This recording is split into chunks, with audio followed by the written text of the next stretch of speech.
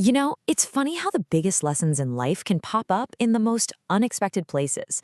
Today, we're going to dive into a story that starts with a pretty simple choice about a piece of sports gear, but it ends with this really powerful rule for how to live your life with absolutely no regrets. And it all boils down to one question. Yeah, I know it sounds a little over the top, right? But just stick with me here. We're about to see how one little tweak to a tennis racket can actually spark a huge shift in your entire way of thinking. So let's kick things off with a story about some serious loyalty. So our story begins with what you could call an almost unbreakable bond. The author of our source material here had been in a committed 18-year relationship with his tennis racket brand. I mean, just let that sink in for a second.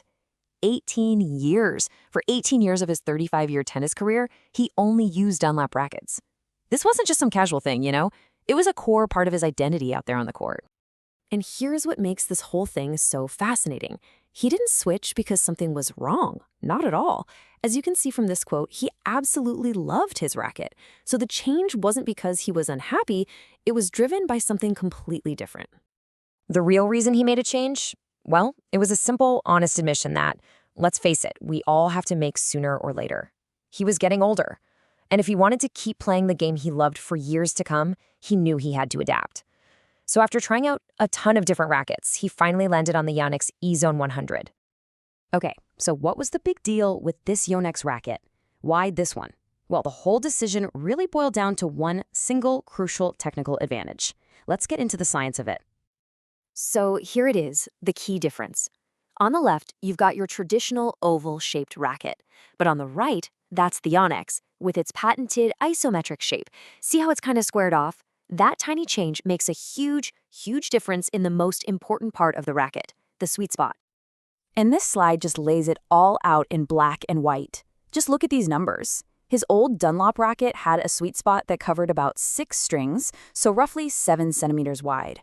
But the isometric Yonex? Whoa, that thing jumps all the way up to 10 strings, a full 11 centimeters wide. That is a massive increase, giving you a much, much more forgiving surface to hit the ball with. So you're probably thinking, if this tech is so amazing, why isn't every single pro player using it? Well, that question gets right to the heart of the difference between the elite top-tier players and, the rest of us.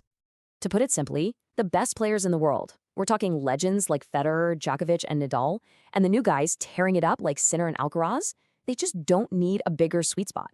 Their technique is so ridiculously precise that they hit the dead center of the racket pretty much every single time. For them, the advantage is basically zero. But for amateur players, it's a completely different story. We're not going to be perfect on every shot. And as you get a little older and your reaction time and vision start to change, a more forgiving racket isn't a crutch, it's just a smart move. It's about accepting a little bit of help to keep playing the game you love for as long as you can. And this is where the story pivots, because this simple, totally practical decision about a tennis racket ended up sparking something so much deeper. It was a profound realization about life itself. As he was thinking about how to adapt his tennis game for the future, he couldn't help but start thinking about, the future, the big picture, and that one question that eventually comes for all of us. How much time do I really have left? This right here is the core of the mental shift he went through. When he was young, the future felt infinite, like he had forever to play tennis. But after turning 55, that whole perspective changed. He started to really feel, deep down, that his time and his ability to do the things he loved was actually finite. It hit him that a sudden injury, an unexpected illness, or just some random accident could literally take away his ability to play tennis tomorrow. The thing he'd always taken for granted suddenly felt incredibly precious, and maybe more importantly, really, really uncertain. So this brand new awareness led him to create a personal philosophy, a kind of rule for living that he now follows every single year of his life. He calls it the Joya no Kane rule. It's named after the traditional bells that ring 108 times all across Japan on New Year's Eve to kind of cleanse the soul for the new year. And the philosophy is so simple, but it's incredibly powerful.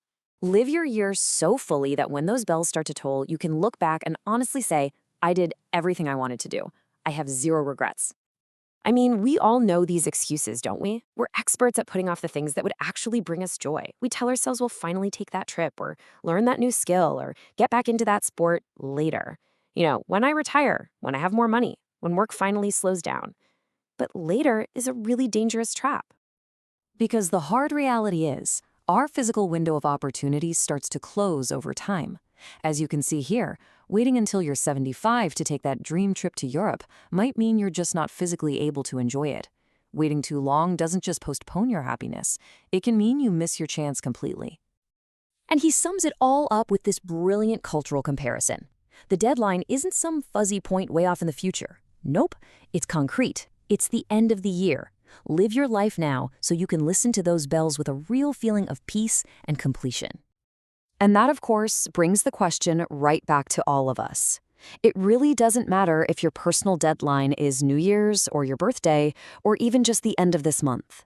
The principle is exactly the same. Our time is finite. So the real question is, what do you want to accomplish before your bells ring?